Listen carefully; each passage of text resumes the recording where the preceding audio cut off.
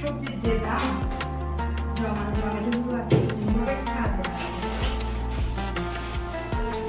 কয়েকদিন যাবত আমার টমেটো চাটনি খেতে ইচ্ছে করতেছিল, তাই ভাবলাম এই ফ্রোজেন করা টমেটোগুলোই কাজে লাগাই। তবে যাই হোক, ফ্রোজেন করা যদি কোনো কিছু থাকে তাহলে এটা পরে শেষে কিন্তু খুব ইজিলি কাজে লাগানো যায়। তো আমি এদিক দিয়ে টমেটো চাটনি বানানোর জন্য প্রয়োজন অনুযায়ী কতগুলো টমেটো নিয়ে ফেলতেছি।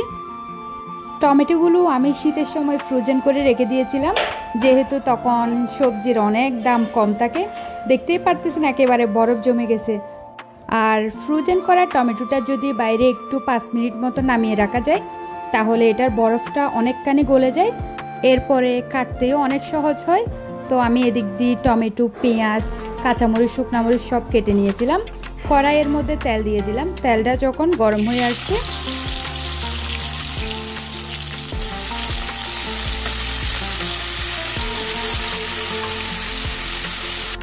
এখন তেলের মধ্যে সব কিছু দিয়ে এর মধ্যে শুধুমাত্র অ্যাড করলাম লবণ। ব্যাস, এখন নেড়ে চেড়ে একটু ভাজা ভাজা করে নামিয়ে নিলেই কিন্তু টমেটো চাটনি রেডি হয়ে আসবে। আর টমেটোটা যেহেতু ফ্রোজেন করা ছিল, অবশ্যই আমার একটু চুলার মধ্যে রান্না করতে অনেকক্ষণ সময় লেগেছিল, কারণ অনেকখানি পানি ছেড়ে দিয়েছিল। এটা তো এখানে দেখেই বোঝা যাচ্ছে। তো পানিগুলো শুকানো পর্যন্ত আমি অপেক্ষা করব। পানিটা শুকিয়ে গিয়ে যখন একেবারে এরকম মাখামাখা হয়ে আসবে, এই পর্যায়ে এর মধ্যে ধনেপাতা অ্যাড করে নামিয়ে নিলেই কিন্তু টমেটো চাটনি রেডি। আর আমি বলবো কি, এই টমেটো চাটনিটা আমি যে এটা ফ্রোজেন করে রেখে দিয়েছিলাম, এটার কোনো বোঝাই মুশকিল বললেই চলে। যাই হোক, এখন একটু নিজের প্রশংসাটা করে নিই। আমি একটা কিন্তু লক্ষ্মী বৌমা বললেই চলে।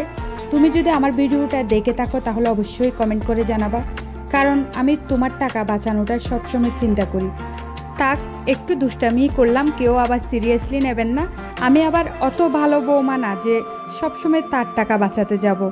তবে আমাদের সবজি বাজারে বাজার মূল্যের মধ্যে এমন একটা দাম বেড়ে যায়, অনেক সময় পাহাড় ছুঁয়ে যায়, আবার অনেক সময় দাম কমতে কমতে একেবারেই কমে যায়। এখন বাজার মূল্যের মধ্যে একেবারেই আগুন জ্বলতেছে বললেই চলে। তো ভিডিওটা ভালো লাগলে অবশ্যই লাইক, কমেন্ট, শেয়ার করবেন। সবাই ভালো থাকবেন। আল্লাহ হাফেজ।